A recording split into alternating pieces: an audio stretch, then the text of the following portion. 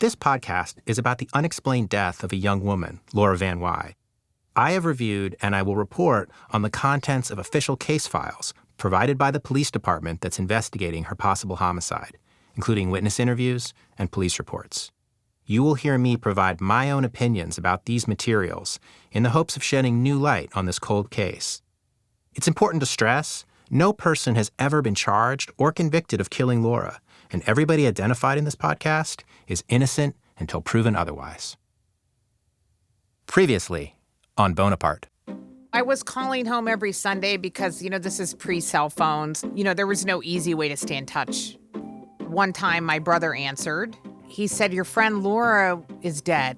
Her body was lying in such a manner as the head was lying east and the feet west, resting on her left side. There's no blood at the scene. There's no skid marks in the gravel. There's nothing indicating that an accident had occurred there." I said, "Leanne, I have resources now. I'm a real lawyer. This needs to be solved. It's solvable, and it should have been solved,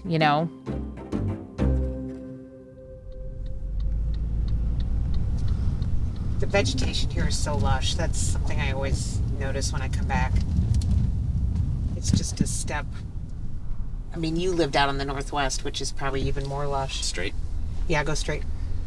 Yeah, it's definitely greener than I could have had envisioned. During the years when we get a lot of rain, it's like day-glow green here. It's kind of crazy. It's kind of like Ireland. Iowa City, at least when we visit in March, is lovely.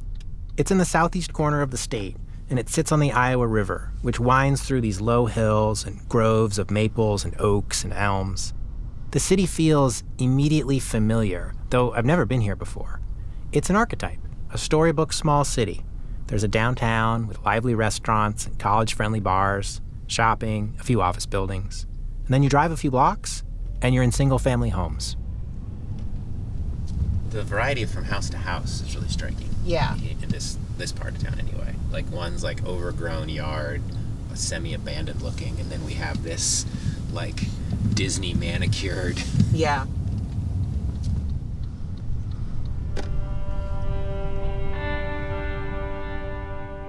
There are 2 public high schools. Of course, they're rivals. There's a lively local arts and culture scene, and these sort of gentle hills that a kid could just barely pedal up and then go flying down with no hands on the handlebars. That's the Catholic school. Some of the troublemakers would be sent to Regina and my family. Catherine and Thomas. But we're not in Iowa City just for the nostalgia. This is where Laura Van Wyhe grew up as well, and where she spent most of her life. I'm here to learn more about her. In part because her life may contain clues about her death, but also because her life was a remarkable one, worth remembering. From Imperative Entertainment and Vespucci, I'm Jason Stavers. This is Bonaparte.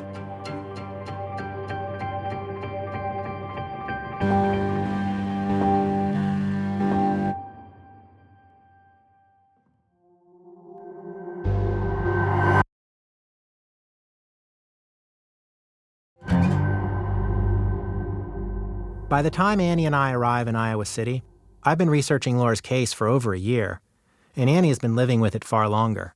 I've conducted dozens of interviews, read everything in the media about the case, and researched topics from the history of Iowa City to the methods of modern police investigation. And while all that was helpful, our most important source of information, really our only source of information about what happened in the hours before and after Laura died, was the Missouri law enforcement file. Murder cases generate a lot of paperwork. Interview notes, photographs, lab reports, maps of the scene, phone records, credit card receipts. All that makes up the file. It grows and grows until ideally the weight of that evidence is enough to convict somebody. In this way, criminal investigations are a lot like the civil litigation that Annie practices. Investigative files don't come neatly packaged into narratives. It takes real work to digest the morass of details and uncertainties. As lawyers, we have to tell a consistent story, for many reasons. We have to be able to explain what happened. in a way that protects our clients' rights, that does not expose our clients to liability. And the story has to fit the facts. If it doesn't fit the facts, it's not going to be a credible story. The other thing about telling a story is that that's how people remember things. We remember stories. We don't remember disparate facts that are not strung together for us. The Laura Van Wyhe file is a thick stack of individual reports, numbered and labeled with bureaucratic precision. It's written in this terse, precise language that immediately says cops. Document 30, for example, is titled Neighborhood Canvass, October 27, 1996. The reporting officer is identified as Corporal Platt. Under occurrence type, the report lists one word: homicide.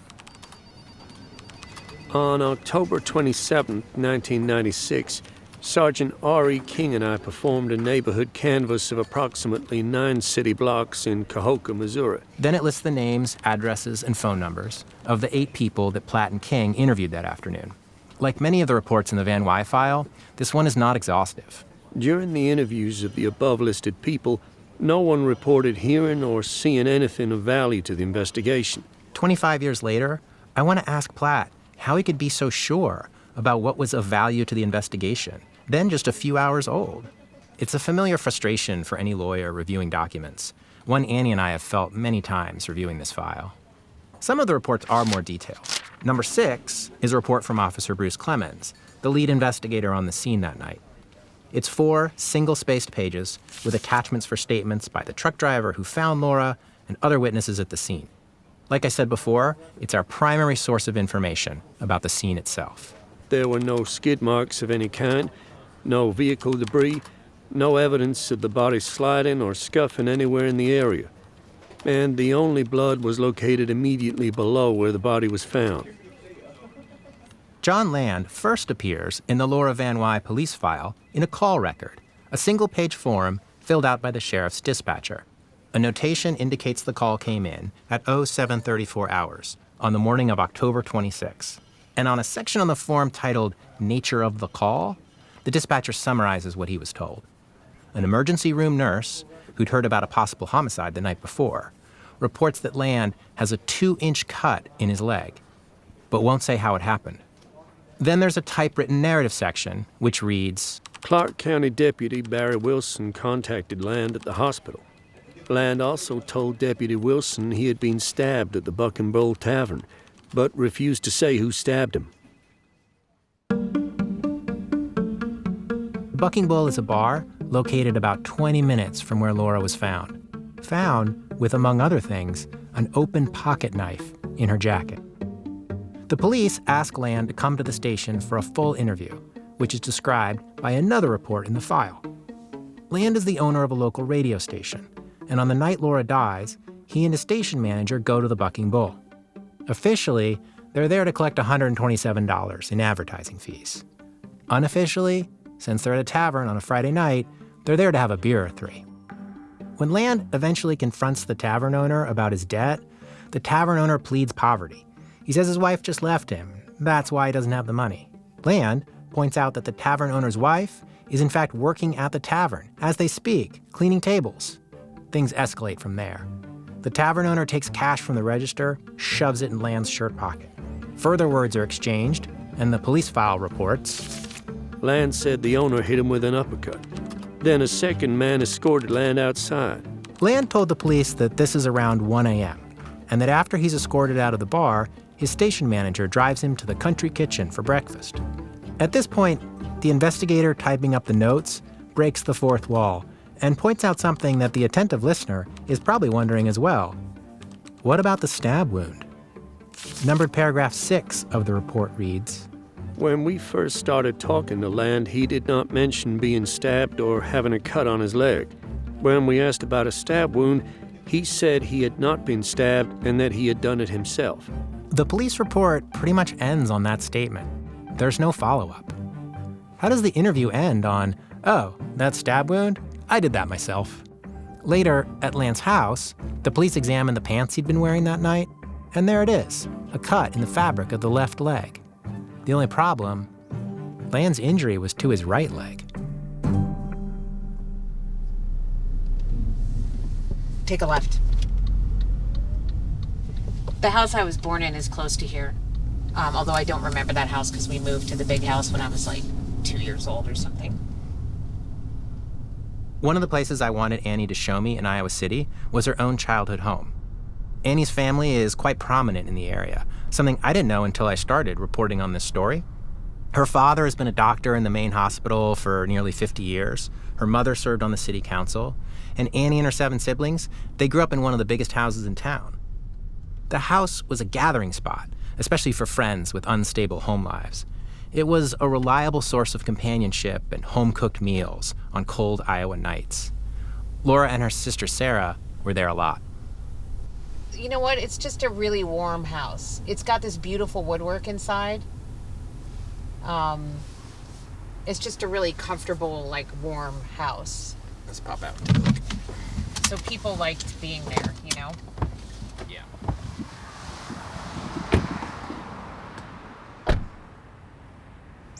Each room in the downstairs is a different kind of wood because the house was built by someone who owned a lumber yard. So, like, one room is walnut, one room is cherry. Oh, wow. And it's got columns like this inside. The house Laura lived in when she and Annie were closest, it's just down the street from Annie's family home. It's a narrow, simple house with a small porch and a patch of grass in front. This is the house, like, right. This one right here. This is the house that Leanne bought. So before this, Laura and Leanne and Sarah were living in like an apartment in Coralville, which is like the next town over. And then Leanne bought this house. And I think it was like the first house they'd had, at least in a while. They'd been living in apartments. Remember what room Laura's was? I mean, it was upstairs on the right. It was probably the one with that little window. I remember she painted it super, like a bright purpley blue. The inside of the room? Yes. Yeah. I'd never seen anyone paint a room that dark of a color. So what happened with John Land after he told the cops he'd stabbed himself in the knee? As I said, the police report pretty much ends there. But here's how I read it. John Land was evasive and vague about how he'd been stabbed. And at that juncture, the police went to the interrogation room next door, because that's where they'd put Paul Smith, the station manager who'd been out with Land that night. The police had the 2 men in a classic prisoner's dilemma situation, separated from one another, not knowing what the other was saying. Having gotten one version of events from Land, the police would see if the 2 men's stories matched. They did not. One new thing the police learned from Smith was something Land had only hinted at. Land had been very, very drunk. He started drinking around 5 p.m., Smith said, and it wasn't until 11 that the 2 men head to the Bucking Bull. When Smith stops en route for gas, Land picks up more beer for the road. The confrontation in the tavern happens more or less as Land describes it. But afterwards, Smith told the police, the 2 men do not go straight to the country kitchen, as Land claimed. Smith drives Land home to Keokuk at around 1 a.m. At this point, I have to imagine the cops' radar is on full alert. Their suspects are in the area where the murder victim was found, driving around after a night's drinking, riled up from a fight. Their stories don't match, and their alibi, being at the Bucking Bull, expires just before the critical time. Laura was found at 1:45 a.m. Smith, however, has more to say. He tells the police that shortly after dropping Land at home, he receives a phone call. It's Land, epically drunk, saying something about having a gun. Smith goes back to Land's house. He tells the police what he finds when he gets there. Land had a rifle with a bayonet attached to it. They were in the house at first and then went outside to the deck. Land was throwing the rifle and sticking it in the deck. Smith took the rifle and folded the bayonet. Smith convinces Land to come to the country kitchen for breakfast. It's there that he notices Land is bleeding from a cut on his leg, which both men figure is a result of Land's bayonet tossing. They go to the emergency room. The police followed up on Smith's explanation of the injury. They went to Land's house, where he showed them the bayonet, and they spoke to his wife, Mary. She vouched for his presence at home by 12:30 or 1 a.m., and the subsequent bayonet story. As for the hole in the wrong leg of the pants, they were sweatpants. And Land's wife, with what I presume was a long, suffering sigh, said she thought he was so drunk, he'd been wearing them backwards. That's the last we see of John Land in the file, and it appears the police ruled him out as a suspect. But it wasn't the only promising tip that came in soon after Laura's death. On the following Thursday, a mechanic at an auto repair shop in Gorin, Missouri calls the police. A 1978 Chevy Caprice has come into his shop. Officer Clemens took the call. The vehicle showed up in Gorin with front end damage shortly after the girl was discovered lying on the road near Cahokia. The rumor was that the vehicle might be involved with her death. Gorin is about half an hour west of Cahokia. The most direct route is to take 136, passing by the location where Laura was found. Also, the mechanic tells Clemens the car has no license plates. Clemens drives to Gorin and examines the Caprice. On its smashed front end, he finds blood. The owner claims he hit a deer. He gives Clemens the location, someplace called Rainbow Flats. There, Clemens finds bits of the Caprice still scattered on the road.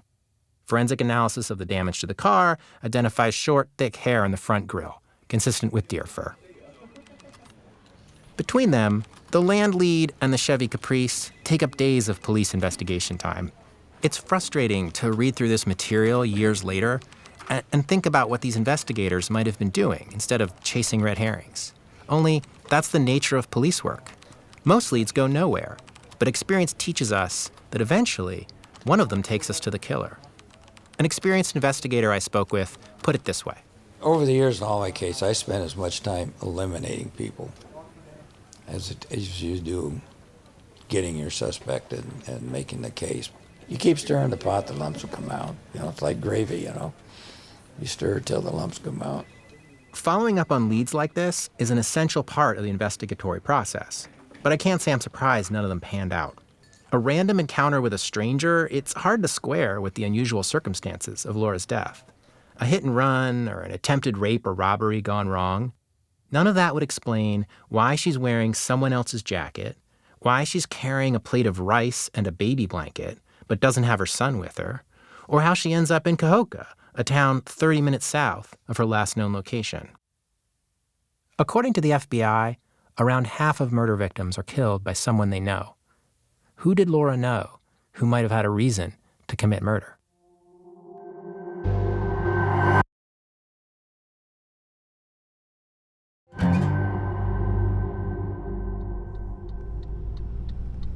Annie and I continue our drive around places in Iowa City where Annie and Laura hung out. After seeing the house where Laura grew up, we head to a tiny duplex Laura moved into with her boyfriend Donnie. It's perhaps 2 minutes away from their childhood home. Not much in Iowa City is more than 5 minutes from anywhere else.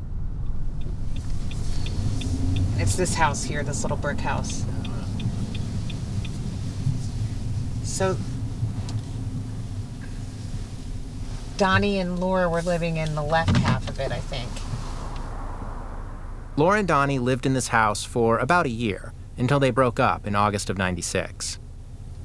There's also the lot behind this, on the other side of the creek, belongs to this house, and she had the most amazing vegetable garden back there. There's no sign of Laura's vegetable garden at the duplex anymore, but I'm struck by how unique the little building is. So it's a low brick duplex. Yeah. With it looks completely out of place. Yes. Right? There's not a single house in this neighborhood that we've seen that looks anything like it. It looks like it should be in LA. Laura gave birth to their son, Samson, in this house. I went over there when she was in labor. She wasn't talking very much. Now that I've had 2 kids, I totally get it. But I just remember she was really not smiling and looking kind of tight-lipped and, not really responding, not being very chatty. Yeah. Again. And you're like, hey, I came over to see this cool thing happening. Yeah, Why aren't we hanging out? She's like, I'm working now, kind of, leave me alone. That evening, we meet up with some of Laura's friends. We're in the upstairs room of a small wine and cheese shop. Do you guys know which one to drink? I'll have the smoky... Smoky drink? Yeah. Okay. I need something with no alcohol. Do you have tea? We do have a tea. Yeah. Okay. It's a weeknight, and we have the room to ourselves, along with a few bottles of cold white wine and some appetizer plates. I have pictures. I can pull Yeah, out show me. pictures. Oh, you brought pictures. That's so awesome. Talking with Annie is Josie Dunnington, who was inseparable from Laura in middle school. Oh my God, look at this card she made me. Oh. When is that from? Wait, look at the punchline. Can you read it for us? Do I wish you a happy birthday? Does an eggplant do yoga? Laura's Greetings, a little tiny non-existent division of Hallmark. It's an eggplant in the lotus position. Is it like watercolor or like It's watercolor. colored pencils or something? Yeah. Josie has brought a stack of memorabilia, old photos, examples of Laura's artwork and her creativity, like the eggplant birthday card. She passes them around, and soon the table is covered in pictures of a young woman I've only gotten to know through police reports. So what I think is hilarious about some of these photos, especially these like snapshots I took in the halls at school. This is junior high, and every single shot, I don't know if you can see, like Laura is just mugging. Like Yeah. just totally like. Can't get a straight picture of her. No way. There she is at my overnight, you know, like she's the one who sprawls on the floor like some sort of model. Yeah, she was extra. Yeah, she was extra. I don't need Laura's friends to tell me which one she is in these photos. She jumps out of every frame.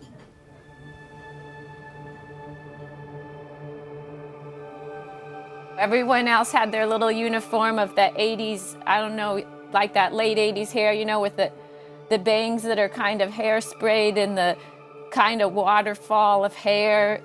And Laura would be like, she'd go to school dressed as a different character every day. That's Laura Barron, who lives in San Francisco now.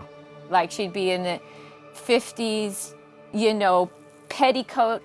She'd like wear like a 1950s dress with like the crinoline underneath it. And then the next day she'd like wear a white t-shirt with no bra with the sleeves rolled up and a cigarette pack tucked under. And like, you know, low men's Levi's and kind of affect like the Bull Dyke look. And everyone else is in like stonewashed blue jeans and white t-shirts with beer advertisements on them. It wasn't like showing off or like I think I'm important or, you know, I want everybody to notice or remember me. It was, I want to do this thing. I want to have this experience.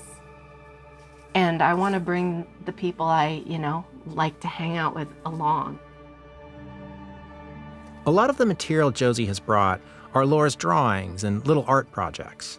Her friends remember her as constantly creating, whether as a quick pencil sketch or compiling her daring outfits. Everyone I spoke with also made a point to tell me how smart Laura was. Annie told me Laura was one of the smartest people she'd ever met. The records back them up. Laura repeatedly scored in the 99th percentile on those national standardized tests, and in an excellent public school system stocked with the children of university professors, Laura skipped 6th grade. Laura's friends describe her as an inspiration, even now. Several of them were reluctant to speak on tape when I first approached them. They wanted to know that I would give Laura's memory due respect, of course. But it was more than that. They weren't sure that they could convey the scope and scale of Laura's personality or her influence on their lives. I don't remember if it was, I don't know how we ended up out there, but I think Laura concocted this plan. And it was just her and me, and she said, let's go as 50s movie stars to the beach. You know, and we were, 13, maybe 14 by then? All trying to fit in and feel normal and not call attention to ourselves, especially when we're in bathing suits. And, you know, she's like, no, let's do this up. And she had this, I remember like an aqua, like a 50s, 60s aqua colored bandeau one-piece swimming suit and wore heels and a scarf to match and then cat eye sunglasses. And I tried my best to dress up for the occasion, but I was nowhere near, you know, she just went for it. I mean, I think that was probably the first time I was like, gosh, this chick is cool. I want to hang out with her more. This is the kind of fun I want to have. Do things for the theatrics of it, for the drama, for the experience. Mostly it's just trying to broaden people's sort of sense of possibility and call into question what they take for granted. She was an artist through and through, and in the kind of way that, like David Bowie, is an artist. It's their whole self that's an artist. I talked to Josie before, and she told me about another childhood adventure with Laura. We had this idea of we want to try this getting drunk thing. And my parents said, well, you know what? All you kids are going to be doing that eventually. Why don't you do it at home where you can be safe, and we'll buy you the one bottle of wine. Josie's parents left her and Laura with the bottle and went out for the evening. Laura made a production out of it, preparing a plate of fancy hors d'oeuvres, insisting that they dress up for the occasion. They drank the bottle they'd been given, and then, of course, went straight to the cupboard for a second one. Neither of them touched the food. We were kind of rolling around on the floor by the time my parents got home. Josie's father picked up his VHS camcorder to capture the moment. Just do whatever you do. Listen, whatever you do, don't let Laura. Miraculously, Josie still has the 30-year-old recording. Listen. It's really easy to fall on the floor when you're drunk. It's 2 pounds of water. It doesn't hurt at all. It doesn't hurt. The video, it's poorly lit and low resolution, a 1980s camcorder shooting in low light. There are no filters, no AI-synced soundtrack. This is not going viral on TikTok. But Josie's father is a patient documentarian, and he lets the camera roll. So stupid. I know I keep laughing and laughing, but when my hand touches my face, it feels like there's nothing there. I know you're totally sober and I'm totally drunk. These days, with everyone carrying high-definition video cameras in their pocket, we expect every moment of our lives to be documented. Laura and I would be about the same age, and our generation grew up in a transitional time for this sort of thing. There was video, and probably most American kids our age featured in the occasional VHS recording. But they were less common, and many haven't survived. So what we have are these few glimpses into our long-ago lives. Their rarity makes them that much more precious. Look how free we were, how much potential we had, how safe. Oh my God. Look at her, rubber lady. She was rubber lady. At this point in Josie's video, Laura is lying on the floor, splayed into an impossible position, like a yoga pose for the double-jointed. A lot of Laura's stories feature this observation, that she didn't seem to operate under the same limits of bone and ligament as the rest of us. There's all the food we bought. My mom's eating it.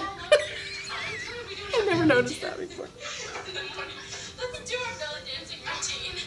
Oh yeah, good idea. Do your belly dance. We were in. You can skip this. Yeah, as I recall. Look at her legs. I know. It just I'm makes me, telling you. because I just remember Look how cute she is. She's so freaking cute.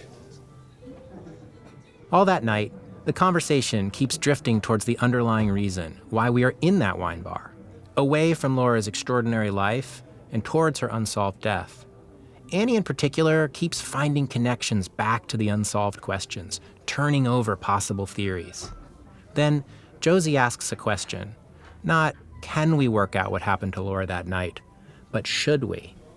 I just feel really uncomfortable with that place that we're at, where there are no answers, and a lot of guesses and assumptions. And Completely.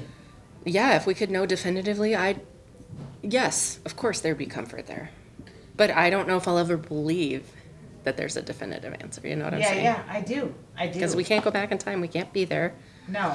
I was telling Jason when I was fairly obsessed with trying to understand the exact timeline, all the events. Like I wanted to go, and I realized like it's not like I'm trying to know what happened so I can point fingers or whatever. It was literally trying to go back in time and be there with her. And I'm like, why? Why is that a compulsion? Why is that my reaction here?